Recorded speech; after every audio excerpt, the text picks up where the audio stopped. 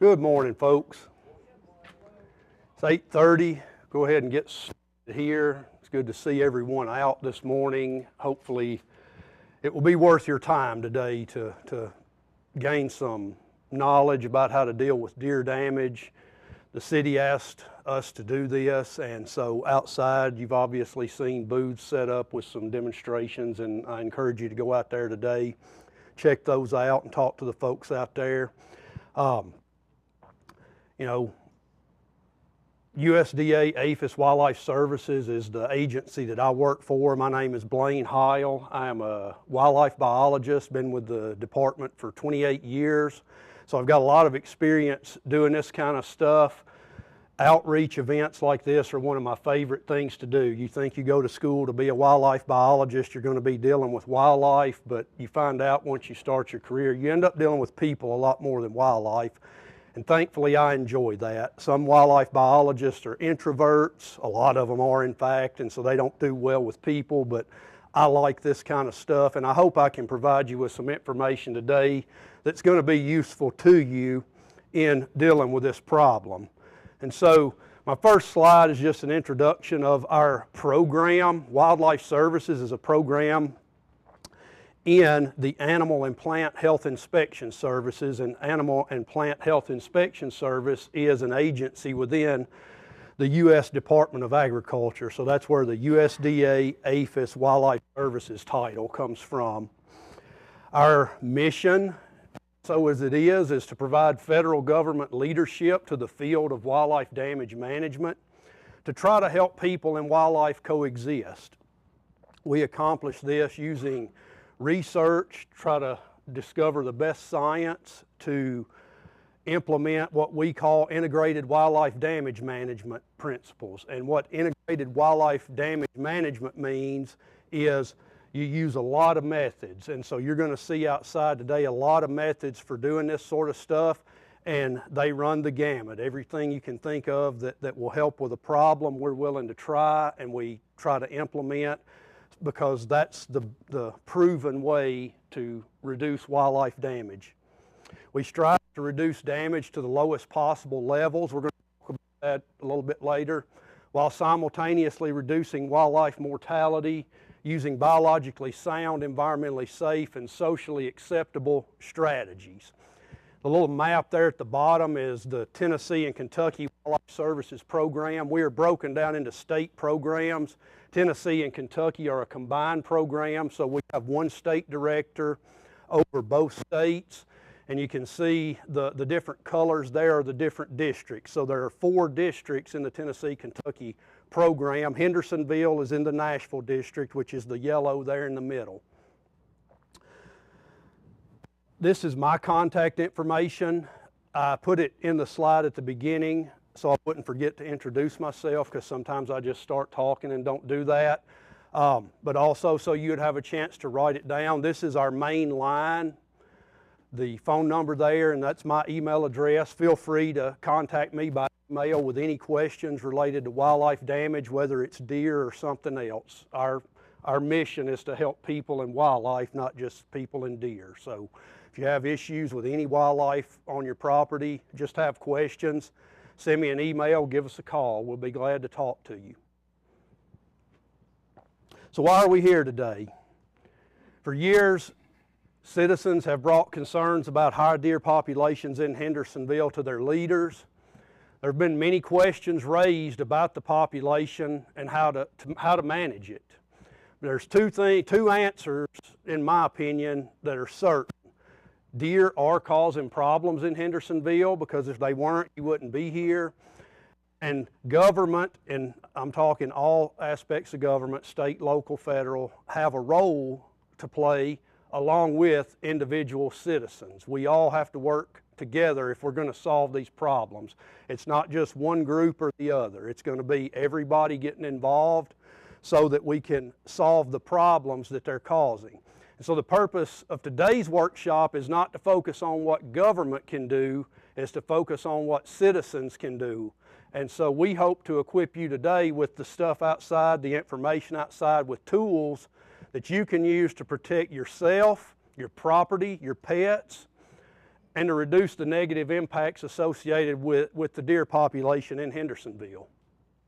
So I wasn't sure how big a screen I was going to have, but I put this up there.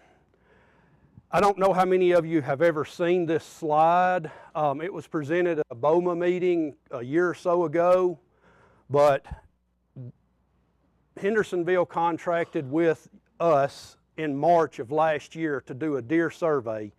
We've done several in the past. They've all had flaws.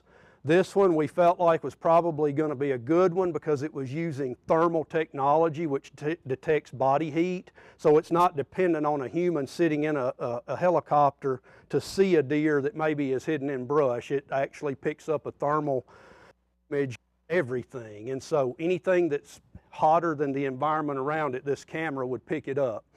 And so when we flew it, we used a drone, and we conducted the survey over the course of 4 days last March.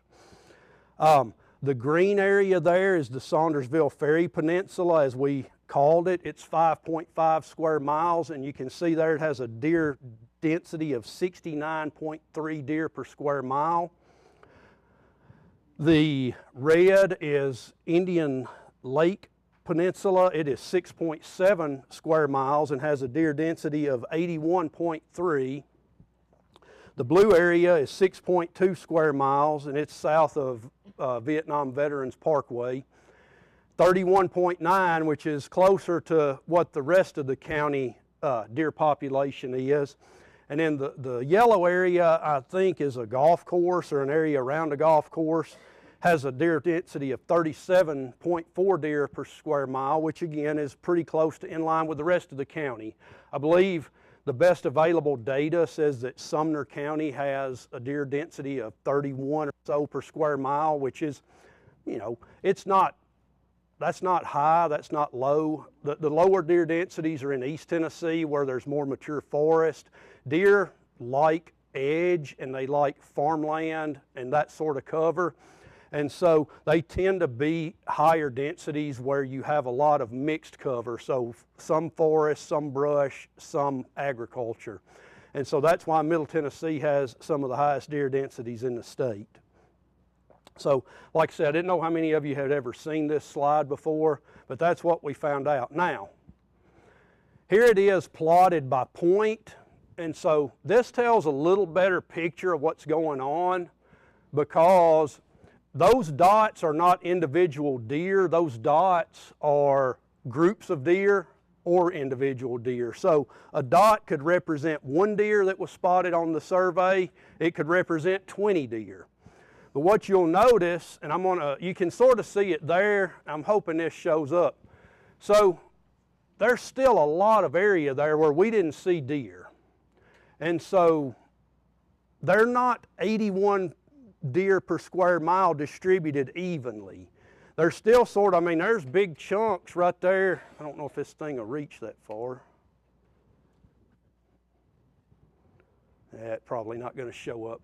In the middle there of the Indian Lake Peninsula is an area with no deer in it. Now, that doesn't mean they don't walk through there, but they're concentrated in other areas. Most likely, since this was during the day, they were concentrated in areas of cover. Along the lake, I'm sure I know the Corps of Engineers has some regulations along the lake that property owners must maintain a certain amount of vegetation around the area that they own. And so, but you can see they're not evenly distributed. And I would call this a heat map, but what shows up there, this is three pictures sort of crammed together, and I'm going to show a comparison.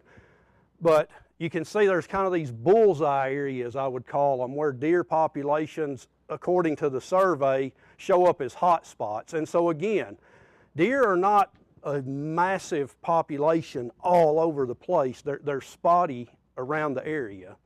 And so there's kind of you can see this is side-by-side comparison. And so you kind of see what you would see from the dots, that the deer are spotty throughout those areas. And so because they're not, incredibly dense throughout, then I believe that what this shows is there are things that are attracting deer to certain areas, and that's the crux of my presentation today is what can we do to eliminate those hot spots to cause deer. Yes? Do you have a shot where the hunt club is right on the Gallatin border? I do not. So, wildlife is a natural resource held in trust by governing officials, governing authorities for the people. So people call all the time to my office and they say, come get your, you name it, it's yours. And it's like, it's not mine, it's not the government's, it's yours actually. These resources belong to you, the American people, the citizens of Sumner County, the citizens of Hendersonville, they're yours. The government manages that in a trust. That's the relationship that the government, citizens, and wildlife have. And so, you know, I would propose that most people feel that wildlife provides value to the human experience. How many people in here hate wildlife? Exactly. They provide value to our lives. We like seeing them, and I think that's evident. Most people enjoy the presence of them, of having wild animals around. I mean, a lot of people don't live in extremely urban areas because they want to see birds and squirrels and deer and those sorts of things. But wildlife can cause damage, as all of you who are here probably know. Can I say something? Yes. I live in Indian Lake Forest, where it's the heaviest. And on the right side of me, the people were coming down the main street to turn on Raintree to come into Valley Brook, which is where we live. And guess what? She was driving her car, he was driving his car behind her, and a deer ran out in front of her car. She hit the deer, he hit her car. They had a lot of money to replace the cars. Yeah. The people on the other side, she was driving down that same road, and guess what happened? She's coming home from work, and the deer runs into the side of her car. Guess what? Yeah. More money. Can we hold comments till the end? I think they want to record this. So, Too many wrecks. Oh yeah. In our little area because we're the area where all the deer live. Yeah. Okay. Well, we're going to hopefully help with that. Spread that out some. Maybe. I think we can. So wildlife causes damage to a lot of resources, and so as we just heard, vehicles. We also have agriculture, human health and safety, which in a wreck you can be hurt, property, and property runs the gamut from vegetation to various other things. And they also cause damage. Wildlife damages other wildlife, and so this is not necessarily the case here, but it could be, because when deer are overabundant, they overgraze the habitat, and that causes a lack of diversity of plant life, and that lack of diversity of plant life can cause other species to decline. So that's an example of deer harming natural resources. So I asked the question, and I don't want an answer, I just want you to think about it throughout the presentation. Think about the resources you have that are being damaged by deer, if any. So, damage thresholds. A damage threshold in my line of work is the line that when the damage crosses that line, you're going to take some kind of action. And so generally you'll think about that in terms of money, because any action you take generally costs money. And so if the damage is $10 and the action is $100, are you going to do anything? The answer is no, because why would you spend $100 to save 10? But if it's the opposite, then you obviously take action. Me personally, my yard, when moles are in one part of my yard, I don't do anything about it. I just let them dig it up and I roll it back down with a heavy roller and let them go about their day. When they get in other parts of my yard, I trap them aggressively because I don't want them there. And that doesn't have anything to do with dollar damage. It's just, that's my threshold. Moles, you can have that part of the yard. This part you can't. And so you probably have a similar opinion of things that impact you. And again, it's going to mostly be dollar damage, but it may be not so much dollar damage as something that you really like and you want to protect it. And so that's what a damage threshold is. Most people don't take action until that threshold is crossed. Consumptive users versus non-consumptive users versus non-users. what I mean by that is there are people who use wildlife consumptively. Those are hunters for the most part. There are people who use wildlife in a non-consumptive manner. Think of bird watchers. You know, people just, you know, I like to go to Yellowstone National Park and watch wildlife. That's a non-consumptive, I'm not taking anything, I'm just observing. And so that's a non-consumptive user. And then non-users are going to be probably the bulk of society. And so your place in one of those groups also impacts when you want to take action against wildlife, because if you are a consumptive user, you want more of things so that you can take more of those. If you are a non-consumptive, you like to watch, you want more things to see. If you're a non-user, you probably don't have much of an opinion either way. Those are the people that you would consider in the middle of this kind of deal. You know, they may agree with you that yes, you have a problem and yes, we should take some action, but they don't care one way or another because they don't watch wildlife, they don't use wildlife. They're a non-user. And so that's another consideration whenever wildlife damage management is undertaken is what is the opinion? You know, if it's just on your property and it's just impacting you, then you pretty much have the say in how that's managed.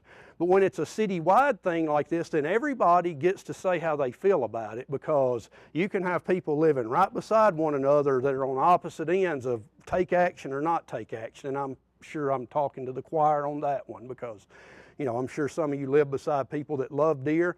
Some of you may like deer, but not 80 deer per square mile. And so, you know, that I just wanted to point that out. So, managing wildlife damage usually involves reducing the populations to a place below an acceptable threshold. And that's typically accomplished in one of two ways. There's a lot of things, you know, this is a complex issue, so I tried to boil it down to simple, you know, 2 to 3, maybe 5 parts to everything. You can remove the animals from the negatively impacted area either through relocation or lethal removal.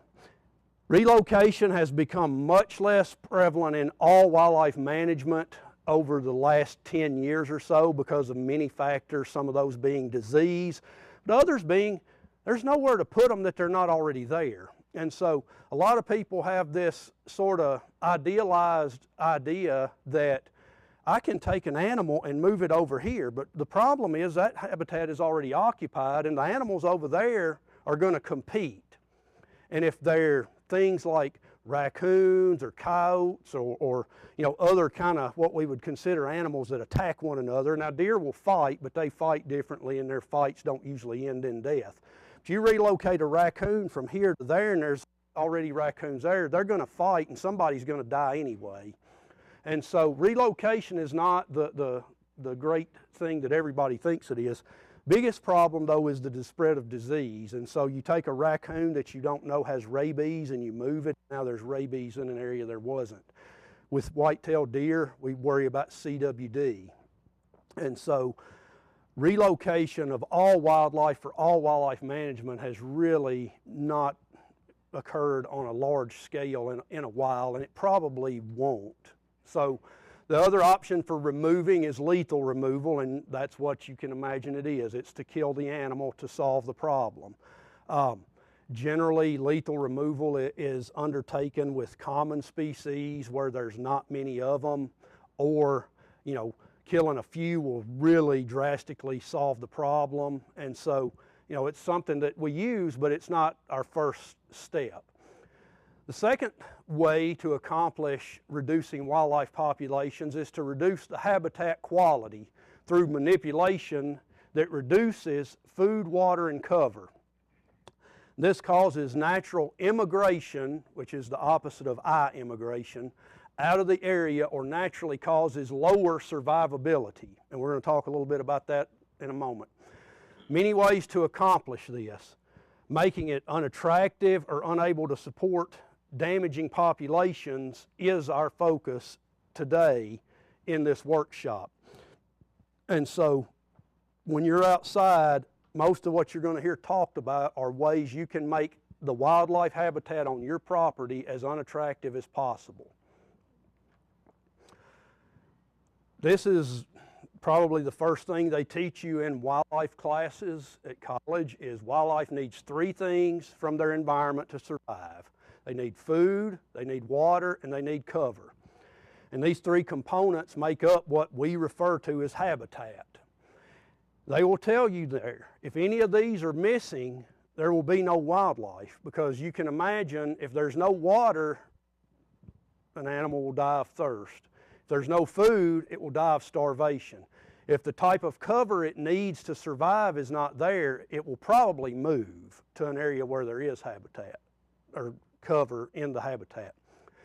And so another principle of wildlife management, habitat quality influences what we call carrying capacity. And so there's two different carrying capacities that we will talk about probably today at some point. There's actual carrying capacity, which is how many animals can live in this area and everybody be healthy and okay. Then there's social carrying capacity, and that is what will you put up with. Go back to what I said about thresholds earlier. What are you willing to put up with? That's the social carrying capacity. And so that varies wildly. I can tell you how many deer can live in an area based on what the habitat looks like. I can't tell you how many deer you will put up with because I can't read minds. And so those are the two types of carrying capacity that we're dealing with here. So habitat quality that's high usually has a high population, so it's high carrying capacity. Low quality habitat is the opposite. It has a lower population because that just can't support the number of animals, because some component that they need is at a lower level. So maybe there's not as much food. Maybe there's not enough cover for them to get in. I've got it mentioned a little bit later in the slide. I'll go ahead and point it out now. We're not going to talk about limiting water here today. I mean, we're talking about a peninsula with a river all the way around it and a creek up the middle of it. So there's no way to eliminate or reduce the amount of water that deer have access to. I mean, it's impossible. And I'm sure there are ponds and other water sources scattered all over town. So just that one's out the window. We will never bring that up as far as reducing it today. But if you increase the components, the habitat, the food, the cover, the water, you increase the number of deer. If you decrease them, then you decrease the number of deer or wildlife in general that an area will support. And so increasing or decreasing that is the definition of habitat manipulation. And so if you go over here to the wildlife management area, what they try to do over there is they want more wildlife, so they increase good habitat because they want more wildlife. That's habitat manipulation, increasing wildlife. What we want to talk about today is decreasing, and so that's the bottom paragraph there. Decreasing or removing components is a cornerstone of wildlife damage management. And as stated above, if one of these components is missing, animals can't survive. And so in its simplest form, if you wanted to get rid of a bluebird on your property and you've got out a bluebird house, get rid of the bluebird house. It's gone. Now, bluebirds may fly through, but they're not going to stay because you got rid of their nesting cover. And so it's boiled down to the simplest example I can give you, but that's the principle, the driving principle behind decreasing or removing habitat components. And so I say that here, purpose is we're going to dismiss the possibility of reducing or removing water. Reduction or removal of any habitat is usually accomplished in one of three ways. We physically remove it, we exclude it, or we make it unattractive. And you're going to see things outside today that talk about all of those aspects. Complete removal of any of those components almost always results in zero.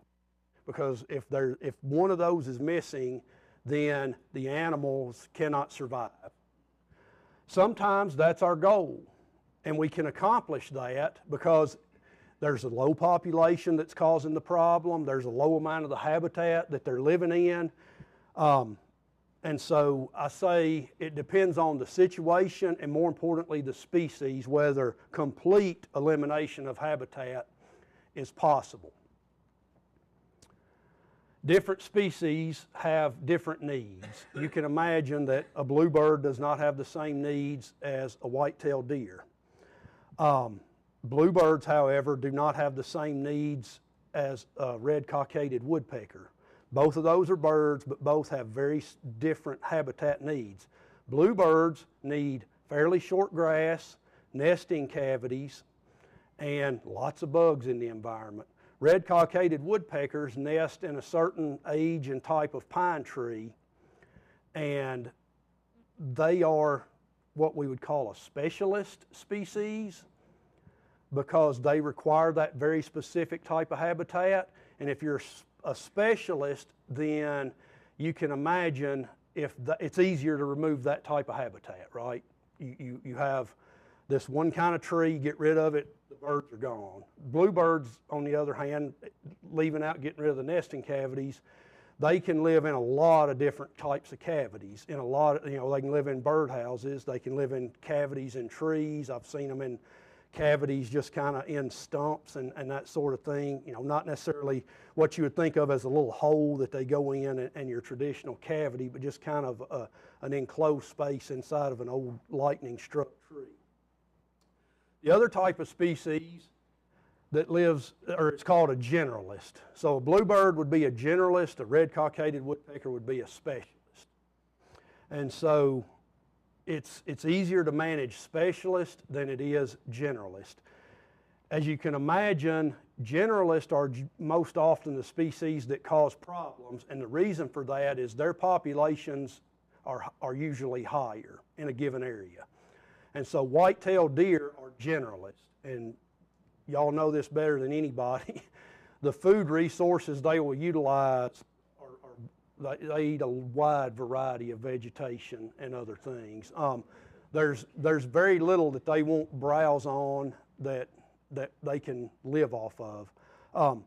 In northern climates, they eat cedar, and I can't imagine eating cedar, but they do.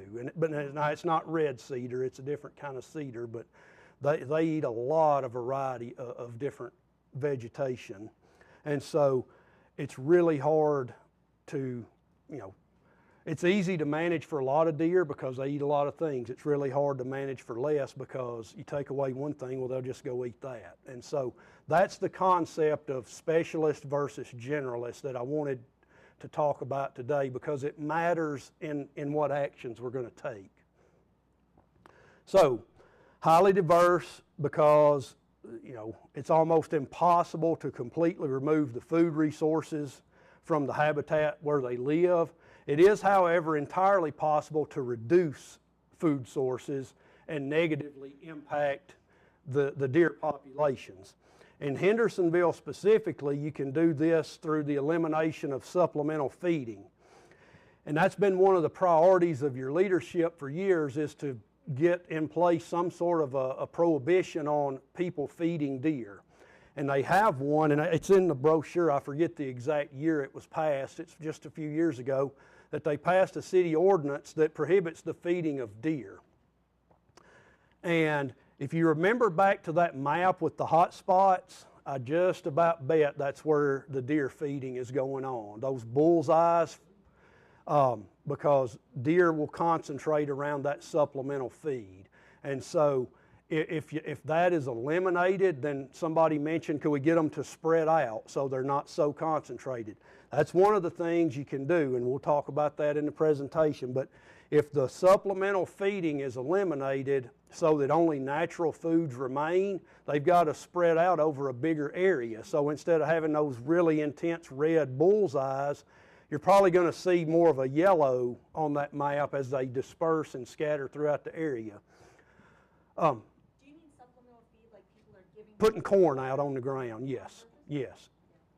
And if you have a neighbor doing that, do we report them? That's up to you. What may I do? What do I have to do? I would report. I'm Alderman Karen Dixon.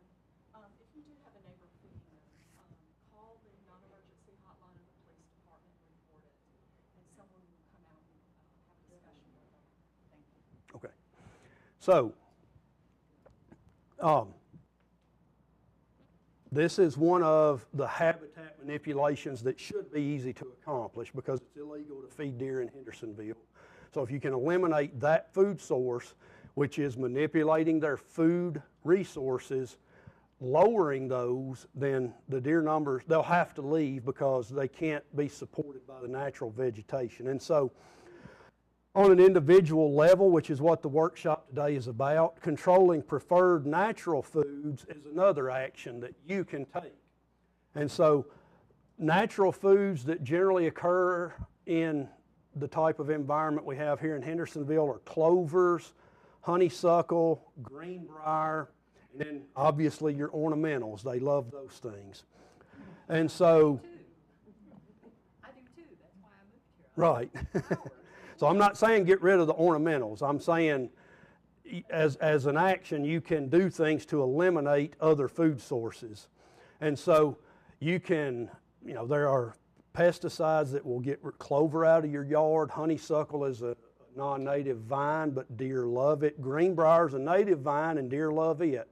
But controlling those natural food sources on your property will make your again, the whole concept of this today is what can you or what can I do on my property to reduce its attractiveness to deer and cause them to not hang around in as large a numbers. And so outside today, you'll see a lot of techniques for excluding plants. You'll see repellents that make vegetation unattractive. And in my slide, I say for elimination of natural vegetation, food sources like clover and these vines, I would say consult a landscaping professional because I can tell you how I would do it, but you may want to do it a different way. There are what are considered environmentally safer pesticides, and I'm not an expert on those, so I wouldn't stand up here and tell you what to use. But if you want to reduce those kinds of things on your property, then consult a landscaping professional. And I'm pretty sure, I don't know, Gerald, there's nursery folks out here today or not? We did not have. Okay, I know there's extension specialists, and an extension specialist will also know more about vegetation control on your property. If I can add to that, Blaine, he's got a, what do you call it, code? QR. Thank you, that's the one. Okay, Out there that links to their site that has more information on that. okay, Our hope is as we go forward on the committee website, we're going to continue to put more and more different pieces out there. mm-hmm.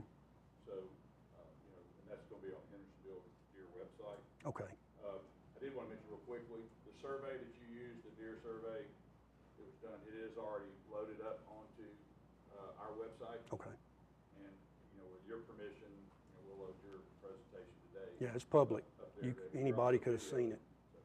Yeah, no, anything, any I'll reports. today because I've got a face for radio, but Okay, I appreciate you. all right, sure. So, we talked about food. That's kind of the end of food. So reducing the amount of vegetation that deer like to eat on your property, excluding that vegetation so they can't get to it, making it unattractive. Those are three things that you can do to lower the food resources part of the habitat equation. There's a lot of other things, and I will say this now, for you specifically, again, if you have questions, if you would like a consultation from us about specific things on your property that don't get answered today, call us. We're glad to talk to you about things you can do. So the next aspect, we talked about food, water, and cover are the three components that an animal needs to survive. So food we've covered. Now we're going to talk about cover. And so there are three, and again, wildlife is complex, but I tried to boil it down to three things that animals need in the form of cover. They need security, they need to feel safe. Because when you don't feel safe, what happens to you? Your anxiety goes up. When your anxiety goes up, health problems start. And again, this is really, wildlife can thrive if they feel safe, and they suffer if they don't, just like we do. Their bodies do the same things we do. If they're under any kind of stress from the environment or whatever, they don't reproduce at as high numbers. And so all of that plays into why the deer population is so high here in Hendersonville. So again, security is important to them. They need reproductive cover. And again, the bluebird is the best example of that. If there's no cavities for them to get in and build their nest, then they won't be there. Deer need reproductive cover as well. They need a place for their fawns to hide so that the adult does can graze, because deer have high requirements for food that you may not realize. They're constantly up and grazing during the day, because if all we eat is lettuce, what happens to us? We lose weight, right? Because we don't do a good job internally of digesting vegetation. Deer only do a slightly better job of digesting vegetation, and even though that's all they survive on, they don't digest it well, so they eat a lot. You know, the city bird, the Canada goose, does a terrible job at digesting vegetation, which is why they deposit so much fecal material. It's why they eat constantly. It's just like it's running through them. They're grazing, they're depositing fecal material. They're grazing, they're depositing fecal material. And so deer are the same way, not hardly that bad, but they have to eat throughout the day. And so when a doe has a fawn, she needs thick cover for that fawn to hide in so that she can wander over here and graze and more appropriately browse. So they need reproductive cover. And then they need comfort, and I call this thermal cover. I didn't come up with the term, but you can think of it as we need thick brush in the wintertime when the cold wind is blowing to get out of the wind and curl up in a tight little ball and stay warm, or they need shade this time of year. And so thermal cover, if it's absent, is going to affect deer being in an area. For our purposes today, we will focus primarily on security cover, because reproductive cover, it's going to be hard to get rid of that. And then comfort, I mean, we're not going to cut all our trees down so they get tired of living here in the summertime. I mean, it's silly. Same thing as trying to get rid of water. So security cover is what I want to talk about today. And more importantly, if you look at the slide up there, I've got it defined. Security cover can be actual vegetation, or it can be time and space. So as you can imagine, vegetative security cover is any cover where deer feel safe. They feel hidden from sight. Thickness of vegetative cover that meets that definition for a deer varies tremendously. Here in Hendersonville, they may feel safe in a woodlot that you can see all the way through. But how many of you have stood and watched a deer stare at you from the woods and think that it's hidden? In their mind, they are. They feel safe in those. Now, down where I live, the deer get in the thickest stuff. You couldn't even walk through it because they get hunted, and they get chased by dog, free roaming dogs and those sorts of things. And so those pressures make deer seek out much thicker vegetation than they would here. But think again of vegetation means security and safety, which means it makes it good deer habitat. And so with the same concept of reducing food, lowering deer populations, reducing cover, reducing vegetation will lower the quality of the habitat and thus eventually lower the population of deer. And so, I put it in here. I know some cities have ordinances requiring these larger non-agricultural properties to maintain a sort of a clean look. You're not allowed to just let your 5 acres in town, if you're letting it grow for hay because it's an agricultural field, they don't have any issue with that. But if you're just, some commercial owner and you're letting it grow up into a thicket, some cities have ordinances against that. I don't know about Hendersonville. If it does, good, maybe enforce it and get rid of some of that cover. If it doesn't, perhaps that's another thing like stopping feeding. The Army Corps of Engineers has a lot of regulations about what we can do with water. Right, but that's, down by yes. the lake and all, and so and they have a different mission than you. Their mission is to slow runoff so that sediment and other things don't pollute the lake. And so, and I appreciate that. That's yeah. why I moved here. I like the trees, but the deer also like Right, and there's right. nothing I can do about limiting them, and that's one of the But you reasons can- they're so populated here in our peninsulas. Right. And so something has to be done beyond just. Right. Well, we're going to get to those things momentarily, what you can do in that cover, because I recognize that some of this stuff is out of your control because you don't own it.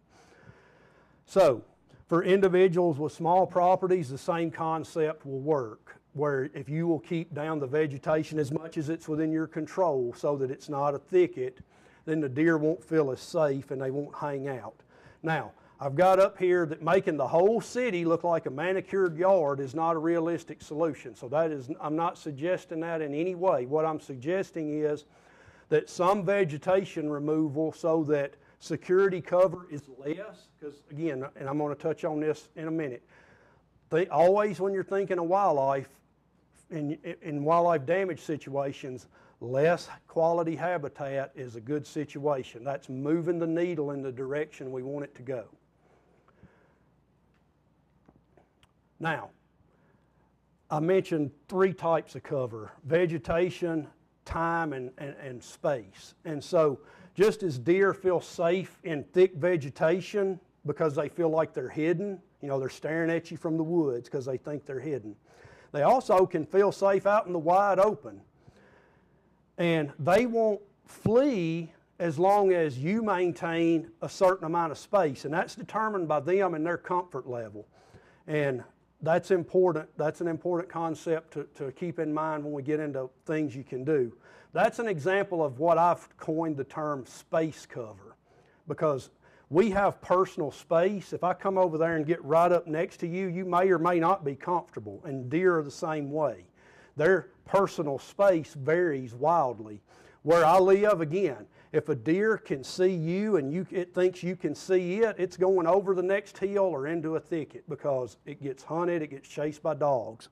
So they don't feel that safe being in the presence of people. Here, I'm guessing by the head shaking that that's not the case. They feel safe really close, uncomfortably close for probably some of you because you feel like they could harm you. And you know, deer do occasionally injure and even kill people in these situations. And so that's the case a lot of times in urban areas where they're rarely threatened. And so I got up there, space cover can get quite small. They may let you get within a few feet in a lot of cases. And like say in my area, if they can see you, they're leaving. Now this time of year it's funny because it's like they can tell the difference between hunting season and not hunting season, because they'll let you, you know, I can walk out in my yard now and the deer will stand there and look at me. If it's during hunting season, they take off. You're not wearing orange. Right, it could be, but so space cover and then time cover would be deer coming into your yard when they know you're not at home, and they know this, they learn, or at night. And the reason they do that is because they recognize these times you're not active, you're not out, you're not a threat. So at midnight, most of you are in the bed. They feel perfectly fine walking right up to your house and eating your bushes because they have not encountered a human outside in days, weeks, months. And so nighttime, that time of day, is cover for them. And the same thing happens with deer in areas where they're hunted. If there are any hunters in here, there's a term called nocturnal deer. And what that means is deer who normally are active during the day, once hunting season starts, they become nocturnal. They only come out of the very thick vegetation at night because that's when hunters are not active. And they're not active because they're not allowed to. It's illegal to hunt at night. But even more than that, people in general are not active at night. And so deer can learn these things. And so I've got up there, I call these intangible. Everybody knows tangible is you can touch it, intangible is you can't. You can't touch time and space. You can touch vegetation. And so the intangible cover types are normally the result of increased positive interactions with people, feeding, or decreased negative interactions with people. you don't do anything. You go away, deer, but you don't threaten it in any way, or you don't do anything. You walk out, you get in your car, and you go to work. And you didn't do anything. The interaction with the deer was nothing, so they've become to view you as not a threat. But the essence of all three types of cover is that deer feel safe. And so back to our original principle, if you remove one of the habitat components, then the deer can't live. If there's zero of it, they can't live. Populations are not as high if there's less of it, or if there's more of it, there's more deer. And so domestic animals have been trained and bred to be comfortable around people. Wildlife can be trained to be comfortable around people. I think you understand that because of all the head nodding I'm seeing. And that's the situation that the space and time cover concept is talking about. We have trained deer by our actions. And so just like you can take a domestic animal that would never be afraid of people and make it afraid of people by mistreating it, by taking negative actions against it, by harming it. You can take a dog that's the friendliest dog in the world, and how many, these abused animals, a lot of times they can't readopt those abused animals because they have learned, even though they were domesticated for thousands of years, to live with people, to love people. That individual animal, by being mistreated, can be made to hate people and fear people and not be around them. And so how much easier do you think it is to do that with wildlife? And so that's the concept that I want to get into mostly today. That's going to be the biggest piece of our puzzle to solve this problem, is training wildlife, specifically deer, that our properties are not safe. They're not good places. So we're going to remove that time and space cover from that deer. And so the same way that a bush hog goes through and bush hogs a field and now the deer's in the wide open, if you threaten these animals, and I'm not talking about yelling at them, I'm talking about doing things that make them upset, that give them anxiety. If you do that, then you will eliminate that space and time cover. I was talking to somebody outside, and the statement was made, yeah, but you have to keep doing that. And that's the one thing you're going to have to realize is if as long as deer are in the environment, whether they are at a low number or a high number, they're always going to be walking through, browsing on your plants. There's always going to be the possibility to hit one. And so we're not talking about complete elimination of deer from the landscape. We're talking about reducing, and reducing always requires effort on our parts. Nobody in here mows their yard once and then sells their lawnmower. Next week you've got to mow your grass again. And dealing with wildlife damage issues, as long as wildlife is present, is the same thing. It's always going to take some effort on our parts. There's no, as they say, magic bullet, silver bullet, whatever term you want to use. There's nothing that you can do once and your problems are solved. And so, effort on your part will ensure success of whatever tool you implement in your yard to try to reduce this damage. If you aggressively harass deer, every time they come into your yard, they're going to learn that you're a threat. And you don't have to run after them. We're going to talk about a lot of other ways you can scare them and increase their anxiety level. But deer with an increased anxiety level reproduce at lower rates. They live at lower densities. They require thicker cover. So if that thick cover is not as available, you can imagine the deer are going to leave the area. And so if they reproduce at a lower rate, there's going to be less of them. I mean, they die every day just like people, so they have to replace themselves. And if reproduction is not matching mortality in a given area, then populations go down. So you can increase the size of the space cover that a deer needs on your property by harassing it. Okay, we're coming up on about 50 minutes. I don't know how long, I guess an hour or so. Yeah. Okay. Several ways to harass deer: noise, flashing lights, water spray, just chasing them. Somebody was telling me their dog loves to chase deer, mine does too. If they hear my door squeak, they leave because they know the 12-pound menace is coming out after them. And, you know, she's very aggressive and chases them a long way, so I can get the deer out of my yard pretty quick. But all of those things harass deer and they decrease their sense of safety. Even if getting sprayed with water doesn't make them feel scared, it makes them feel annoyed. And if you're annoyed, do you hang around in areas where annoyances are going on? That's why y'all have noise ordinances in town, which impact some of the tools we can use. But the reason you have noise ordinances is because your noise annoys your neighbor, and your neighbor doesn't want to live. And so deer are the same thing. If they get sprayed in the face every time they come walking up to your shrubs, they quit going up there because that's an annoyance. Another tool that you can use to harass deer is a paintball gun, and we've got one of these outside. I've got some pictures of them. They're pretty cheap. They're fairly quiet. They don't make a lot of noise. They make about as much noise as like a nail gun with an air compressor. It will sting a deer, but it won't injure it. The paintballs won't go flying. They're not actual paint. They're some kind of colored goo that washes off, so it's not going to leave a stain on anything. It's environmentally friendly. But I did confirm, prior to using paintballs to harass deer, you should talk to your local TWRA officer, and they may write you a permit to use that. That was the advice I got from TWRA. They're outside today. Ask them specifically about that if that's something you're interested in using.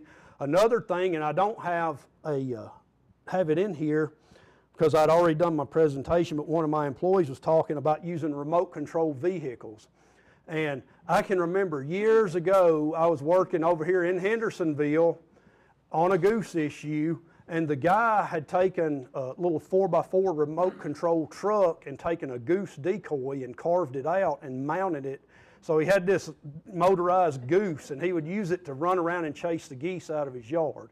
Now, it doesn't have to look like a goose or a deer or whatever to be effective. It's a weird thing that makes a lot of noise coming at them. And they don't like it, and it raises their anxiety. And again, that's our goal, is make them uncomfortable on our property. And that would not require a permit to chase them out of your yard with that.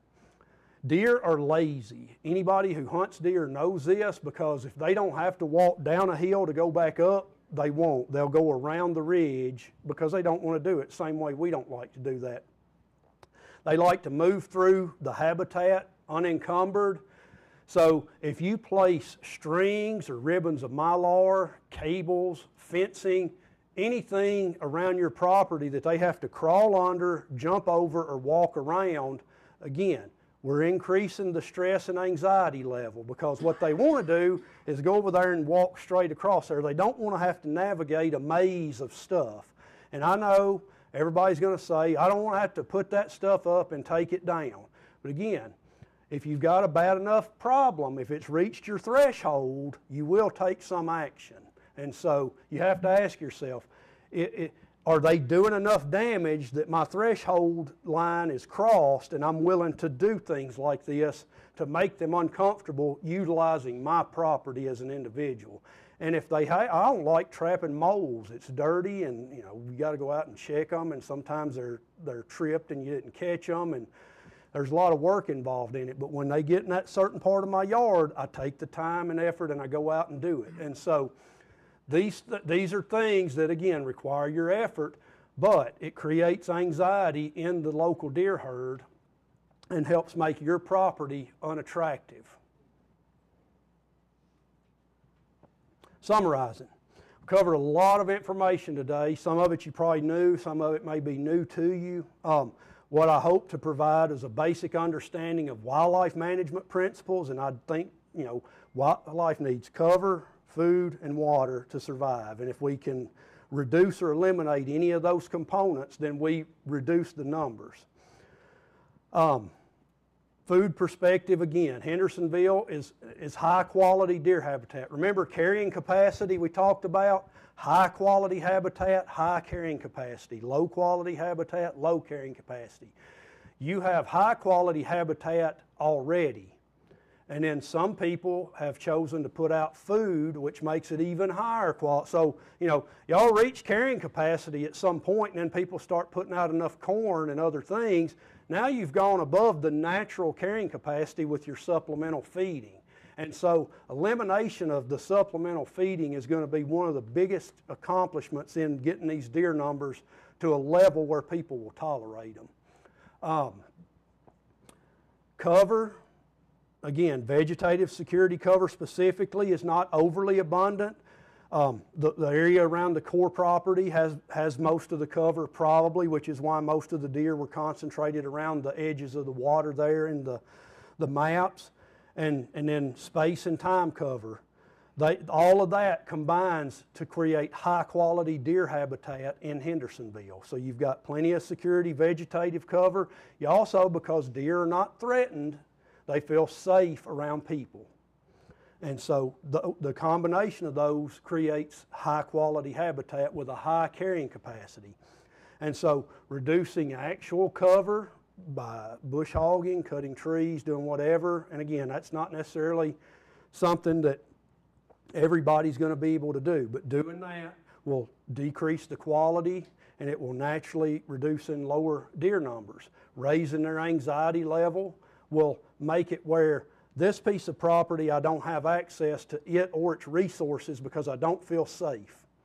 You know, if you got attacked or threatened every time you went near your food pantry, you'd probably go hungry because you're not going to go to the pantry. Well, if that deer's pantry are your hostas and they feel unsafe going around them, they're not going to. And so they're going to, you know, you're reducing the quality of habitat and ultimately the number of deer. So practices that can be implemented for this fall into two categories: community level, which is the ordinance against feeding deer, and then individual things that you can do. And I put in here, both of those are going to be necessary. I said it at the beginning and I'm saying it again now because it's important. Government and citizens are going to have to work together. Each has a role to play. It's different, but it's going to require both to ultimately get this where most people, I think, are satisfied. Today's workshop is about equipping you with tools and tactics to reduce the habitat quality on your property while protecting your resources. So if you protect your vegetation with a cage or a net or whatever, you've protected it, but you've also degraded the quality of the habitat.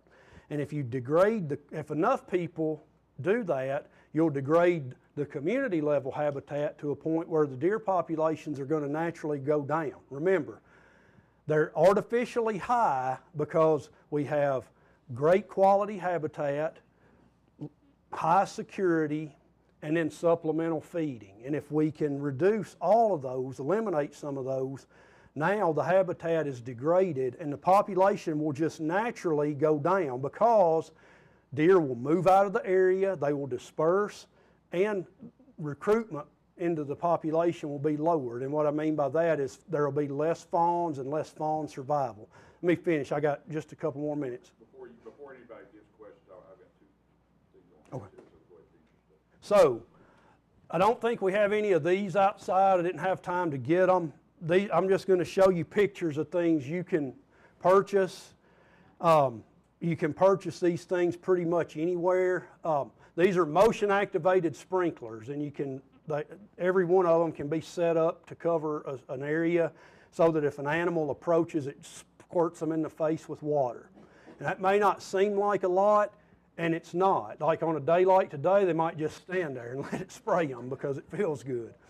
But the concept is it's going to startle them and increase their anxiety. Now, if they always get sprayed in the same spot, they probably will get used to that and they'll learn to walk around it.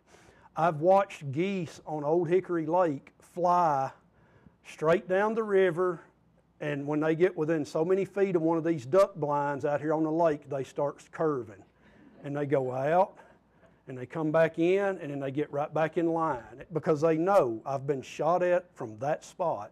And they didn't leave, they just avoid it. And so they'll learn to avoid these also, which is why you have to move them around constantly. And again, what's your threshold? How much effort are you willing to put in? Has your threshold been crossed? And if it has, you're willing to do these things. The top picture there is, it's deer netting, but it's made in the form of a fence. This stuff, in my opinion, is a pretty good thing. It's easily set up. It's made, to be sort of put up temporarily to protect resources and taken down easily. It's not that expensive. That one there on the far top right corner, that's 330 feet of 7.5 foot high net. And it comes with all the posts you need to set it up. It actually, the way I understood reading the information on it, is you actually put a sort of a sleeve in the ground, and then you stick your post in it and hang your net. So when you want to take it down, you just pull it, you leave the sleeve in the ground, and you can mow across the top of it or do whatever. So, What they have outside. yeah. So no, we don't have that. Deer will jump 7.5 feet if you chase them. They will not jump it normally just to access something. I promise you, I've done it. I've chased them around 6-foot fences, and they will not jump out. Chased them. And what they can do is not necessarily what they will do. They can jump over that electric fence too, but once they've been shocked, they know what it is and they avoid it. And so you don't have to put up a 12-foot fence to keep them out. I've chased them around airports that have a 10-foot fence, and they won't jump it until they're absolutely out of all other options. With a truck, you're chasing them, trying to get them out of that airport, and they will finally, when you get them into a corner with no other options, they'll jump that fence. So a lot of these things they can do, they might do, but they're not likely to do. And so the roll of netting there on the bottom, and again, I think that's on Amazon for $15. It's 100 feet of 7-foot netting, but you can use that, as you'll see outside, to wrap vegetation and keep them from being able to nibble on it. Just some rolls of fence. We got fence outside. There's all kinds of varieties of fence. The reason I put this picture up there is that one on the left is a 1-inch by 2-inch mesh. That's pretty expensive and it's unnecessary. We've got some of that outside just because that's what we had on hand, because we use this stuff for a lot of different things. The one on the right is a 2-inch by 4-inch mesh. That's plenty to keep a deer from accessing vegetation. I mean, they can't stick their head through that. The 1 by 2-inch mesh is heavier and costs more because there's so much more small squares. So, The curative HOA, however, on the right would not pass without approval. And that's a great question, and yeah. to put around a bush? Yeah, so let's, yeah, so,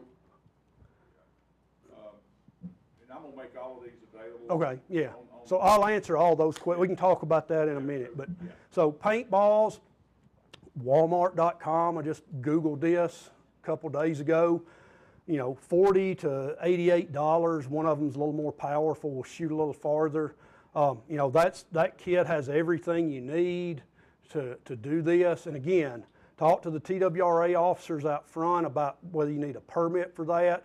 I was told you probably will, but they will issue it. He's saying no. So there you have it from the man himself over there. You do not.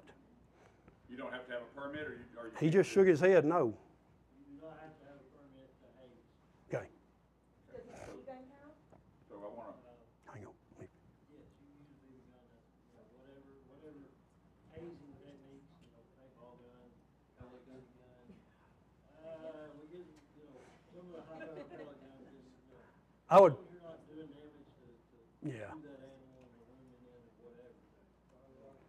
So, Bottle rockets or, fireworks, yeah. however that falls into the. So these are repellents. Some of them smell like rotten eggs. We got a demonstration of these outside. Now, here's what people are going to say.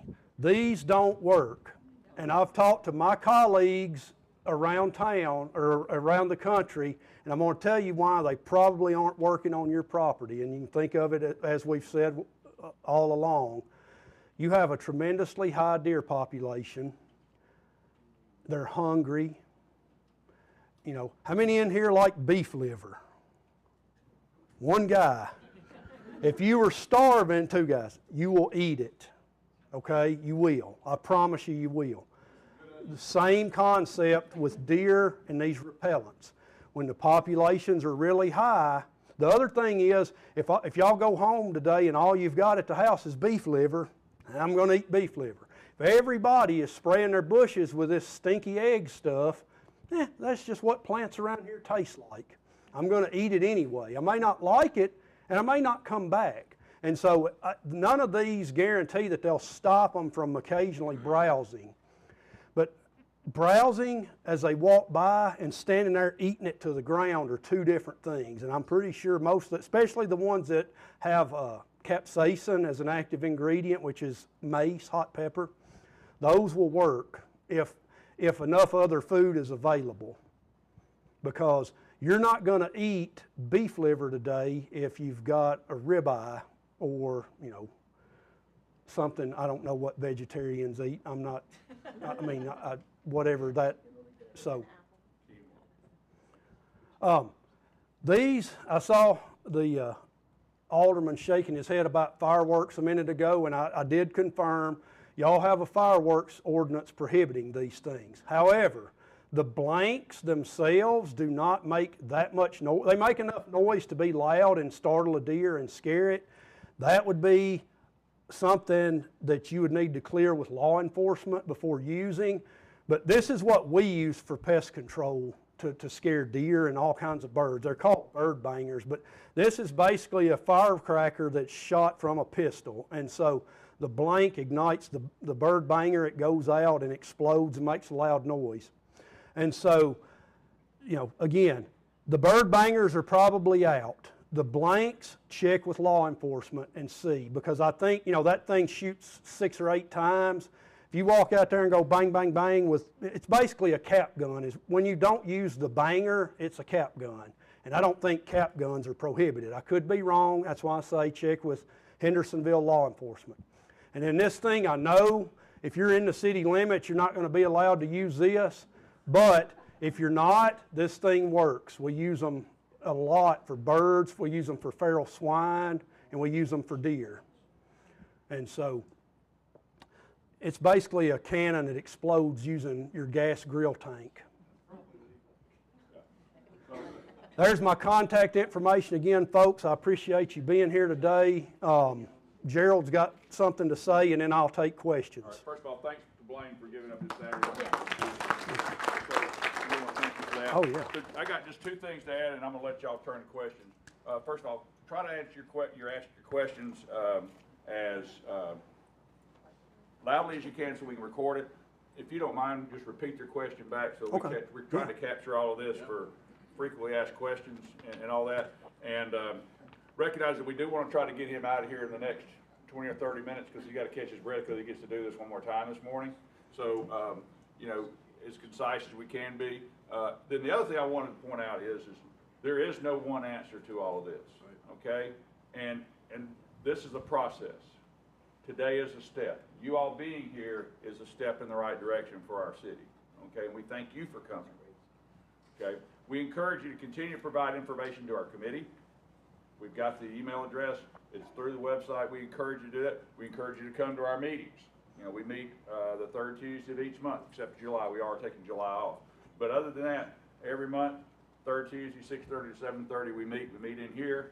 Love to have as many people come. The more people we have involved, and I don't care where you're at on the spectrum of opinion, we need every citizen involved because the person that doesn't want anything done, their opinion is just as important to our city as the people anywhere else on the spectrum, okay? Because we are a community, okay?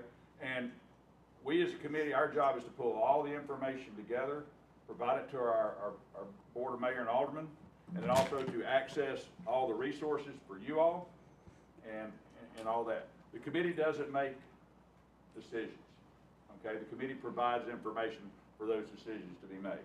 but it's also to provide you with the information, okay? Which has been a tremendous amount of information. And the other thing I'll say too, and I don't know if you brought this up, I hear a lot of times that say people, well, we've concentrated all the deer in the peninsulas, we've concentrated them here, and whether or not that's true or not, I'm not gonna get in that conversation, although I talked to one lady that's here, says she's lived here 40 years, and there's more deer now than there's ever been. And she lived here 40 years, and I don't see her. I know she's probably in here somewhere, I'm missing her. But with that, deer will disperse. And if you don't think a deer can swim across Old Hickory if they choose to, trust me. They can get in that water and go across to the other side without any problem whatsoever. So if they don't have enough to eat, and they are uncomfortable in this environment, then they will disperse. As an outdoorsman, it's a totally, like he said, it's a totally different world. And from, October the 1st until January the 1st, where they know they're extremely uncomfortable. We've got TWRA here, we've got USDA, we've got the county extension office out there. We thank you all for coming. We thank you for being there. I'm gonna let you take care of the questions. But once again, thanks to all of you for coming today. Thank you. Thank you. All right, so best way to do this, because I don't, yes. One thing I have suggested to the Deer Committee that I thought maybe we could talk about is what about hormone therapy to decrease the fawns, the doe's ability to reproduce? And I would be willing, if you said there was a salt lick or something with a safe form of hormone in it, to pay for it myself to put that in my yard. And perhaps if our neighborhoods did that, we could safely and humanely decrease the population. Unfortunately, they are just like, hang on, got some. Oh, repeat the question, I'm sorry. So can I paraphrase? She's asking if there is any form of birth control that can be easily distributed in the city to reduce pregnancy rates among the deer and thus lower the fawns and lower the population. The answer is I don't think so. Almost every contraceptive that I'm aware of has to be injected, and it has to be injected, fairly often. And so one that you can feed to deer I don't think is available. If it is, I'm not aware of it. The ones that take that form that I'm aware of that deal with birds, they have to eat it constantly, and it's prohibitively expensive to do that. I mean, extremely expensive. I think I have a question. At the beginning of your presentation, you were talking about using a heat signature from a drone. Exactly, can you explain what you used to form the heat signature? And that heat signature, which I'm familiar with, I'm thinking what you used. Secondly, how was it determined that those areas are only deer, Okay. and not other objects? Because, all right, if you can answer me, did you use a FLIR? we use FLIR. So the question is, what type of thermal imager did we use? We used a drone with FLIR. FLIR stands for forward-looking infrared. It detects body heat, and the cameras today have such high quality, you can tell if it's a mouse running around on the ground. So telling it's a deer from a person, from a dog, very easy to do. Okay. Yes. Thanks for answering that, because I work. We actually used an Autel Evo 2, I believe, is the drone, the UAS that we used. And the quality of the image is spectacular on those things. Let me go back to her, ma'am.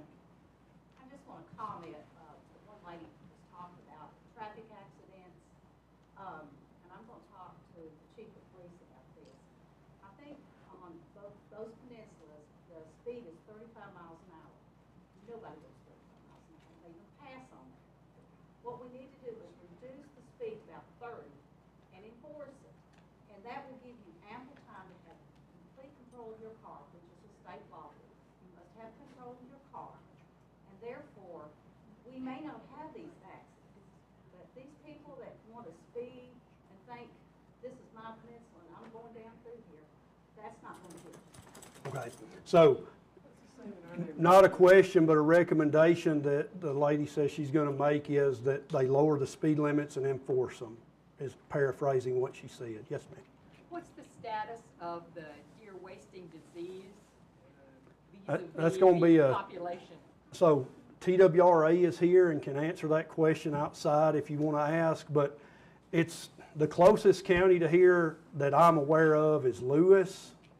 So Lewis County, which is, it's got to be over 100 miles. Now, that's the closest known. They're testing all over the state, and so, you know, the extent of it is not, you know, that's where we know it is. It could be in other places, but that's the extent of its known range in Tennessee. But isn't it most prevalent where the deer population is the highest, which means Yeah, I mean, any conglomeration of anything increases the likelihood of disease transmission.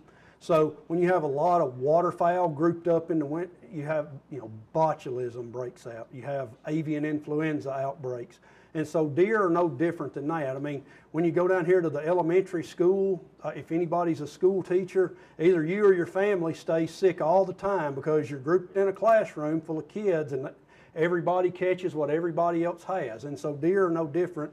CWD, yes, higher densities generally, you know, much greater risk of CWD being spread in those situations. Yes, sir. Yeah, a few minutes ago I heard you talked about reporting people who are feeding, and we couldn't hear the answer over here. How do we report someone who is feeding the deer? Yes, call the non-emergency police line, Okay. and let them know what you've got going on there. They can help. Okay. So the question was for the recording, how do you report someone feeding deer? And the answer is call the non-emergency police line and make a report. What is the penalty? That'll be a city question. It's a $50 fine. $50 fine. 50, It's not high enough. it is not. Make it 500 and you'll get some results. Yeah, but every day. Keep calling. Yes, sir. I have a positive comment. When we moved to our present location on Lake Terrace, the back Lake Terrace, the reason why I bought the place is because it has a 40-foot by 100-foot garden in the back. No fence. I put out a garden, have no problem with deer until the Labrador 2 doors down died. As long as he was living, the deer dispersed, did no problem Right. there. So- maybe we need to buy a Labrador every- So- houses. So the Labrador salesman in the front row says, no, and you make my point. So the statement was that he had no issue with deer damaging his garden as long as there was a dog in the neighborhood, which proves what we've been talking about the whole time, is it only takes a few things to make deer uncomfortable enough to lower the damage to the threshold you can stand. Yes, sir. Educate the police department that it's legal to hunt in Hendersonville. I've had the police called on me twice. One case I was on the edge of Corps of Engineer line and Hendersonville property, and twice the people educate the police that it's legal, and if somebody calls and complains, have the policeman explain to the citizen, hey, it's legal as long as they follow TWRA rule. Safety, distance from a house, shooting during daytime hours, etc. Okay. You can hunt in Hendersonville, but you still have to follow state rules. Okay. Yes. There has been a number of dogs attacked by deer lately and some killed. I actually witnessed a young lady where you could see the deer was getting ready to attack she and her dog right along the sidewalk of a main road. So I know they're protecting their fawns, but what else can we do then? And what's the danger to a human being attacked by a deer? With the paintball gun, I would say you could just walk up shooting at it and it's going to leave the dog and the area.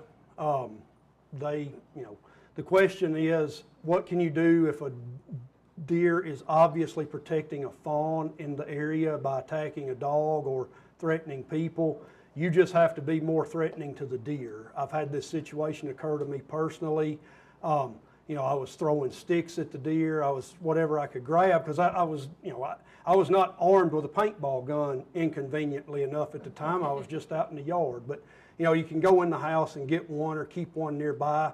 But anything you can do to threaten the animal, I mean, a broom, waving it and yelling will scare a deer away. I mean, they're not, in that moment, they're probably like some of the mothers are. You know, you're threatening my child, and I get very aggressive, but you can be snapped back to reality, and that's kind of what you have to do with those does. When they think they're protecting their fawn from a predator, they can get kind of zoned in on that dog, and sometimes they're not even paying you any attention. They're watching that predator. And so you have to do something to sort of snap them out of it and get their attention. Then they'll realize, I should run away. This isn't a good situation. But unfortunately, that's one of those things that does occasionally happen. I've had my dog attacked, and you know, he was just a big goofy Labrador, and he laid down and the deer was just stomping him, and after she left, he got up and went back to the house. Now, smaller dog, different outcome maybe. Yes? Okay, that is true. I have two friends, and they both lost a dog because the deer killed both of them. One of them was an older lady. She died recently. She let her dog out to go to the bathroom. Her house has the under fence in it, and she watched the dog get killed by the deer because the little dog barked at the deer, and the deer she watched it get killed. Right. They can kill, and they will kill. The other woman let her dog out, had her three little kids there, watching the kids behind the school, and the house is behind the school, Indian Lake School, and they watched the little dog get killed by the deer as they stood at their door. Yeah. They will kill. So, experience for the recording, an experience where dogs were killed. Unfortunately, we don't live in a zero risk world. Wildlife attacks occasionally. It's rare. Coyotes kill dogs and cats all the time. You know, there are things we can do to reduce the likelihood of that, but there is no zero risk to our pets and to us. And I mean, the whole point of this is to reduce things to a threshold. And so if you're worried enough about your pet's safety, then, you know, the action you need to take to reduce that pet's, or to increase the pet's safety, reduce the risk to that pet, is go out with it on a leash. I tell people that all the time. If coyotes if there's a high population of coyotes in your neighborhood, I would not, like my little dog, a coyote would grab her and run off with her. So she's not allowed to go out at night without me being out with her. But she wasn't able to do that anymore. Sure, no, I understand, but you know, she's dead now. right. Yes. Yes. What's illegal to use besides the paint gun okay. to get the deer out of your yard? Could you repeat your question? He was in the rear end with a pellet rifle, or? Could you start over? He was I was Oh, paying. I'm sorry. Yeah, no, he was telling me I had one more question. So your question is the last one. I just want to know what you can use besides a paint gun. What can you use besides? Yeah. I mean, Can you use a pellet rifle or bow and arrow or what? No. So the best way I could describe it is if you think it's going to break the skin and actually wound the deer, I would not use it. So a low-powered BB gun, a paintball gun, these airsoft guns, which I think they probably wouldn't hurt it at all. But a pellet rifle is getting. I mean, my pellet rifle would kill a deer. The one I have, yeah, I've got one. Mine won't. If I shoot them in the rear, Oh, it may not, but rifle, yeah. It's like a bee sting, and they'll run.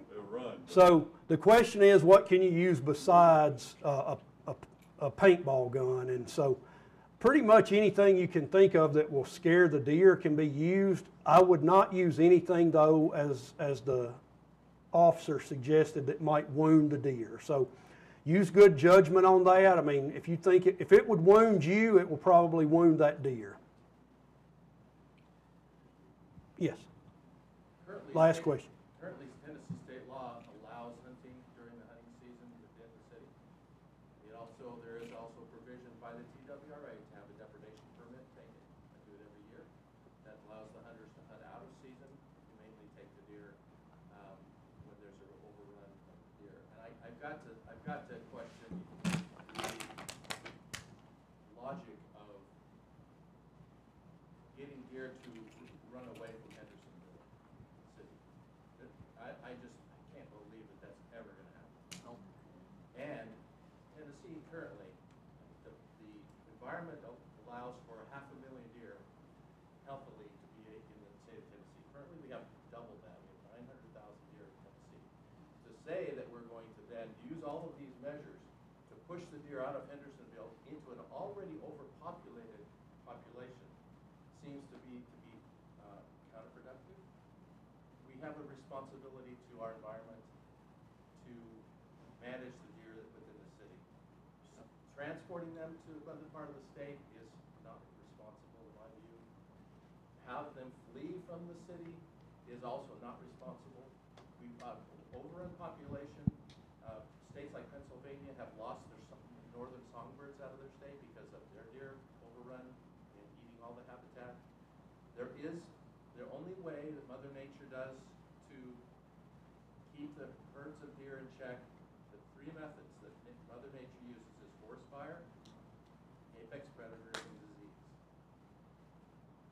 That's what Mother Nature uses. If we're going to eliminate forest fires in our community, and we're going to not allow apex predators, then we as humans, in order to keep even the deer healthy, must take some of the deer. There is no other solution because we're already overrun in the state of Tennessee. So all these are great educational things. They're wonderful. We want to be as humane as possible. But the elephant in the room, unfortunately, is the deer will not stop having babies. And currently, there are 12 million deer produced every year in the United States, and the hunters only take 6 million. So the herds in the U.S. are growing by 6 million every year. And the number of hunters is actually decreasing. So, unfortunately, we have to face the Mother Nature question. What are we going to do when the deer double? What are we going to do when the deer have quadrupled? Are we going to force them into the outlying areas where it's already overpopulated? Or are we going to take measures finally, or use measures in place where everybody has a depredation permit and we humanely, safely, with bow and arrow, take deer in the backyards of where they're overrun and where they're overpopulated? I just don't see there's any other way. And I was on the deer committee 5 years ago or 6 years ago. We had these issues then, and they're worse now. So I think this is great information. We all love their beautiful deer, but when they're on your front porch eating your hydrangeas, when they're laying in your yard, they don't really care about cover because they're tame deer now. And this nature puts a buffer between humans and animals, and it's a fear buffer. Normally in the wild, when you run up upon a wild animal, they run because they're afraid of humans. Are the deer in Hendersonville afraid of us? No. I've been charged. I had, on the deer committee, I had 2 families call me. They were attacked by deer. One put their pet in the hospital. And it's broad daylight. There was no reason. There was no doe. There wasn't the rut. It was just deer now not afraid of humans.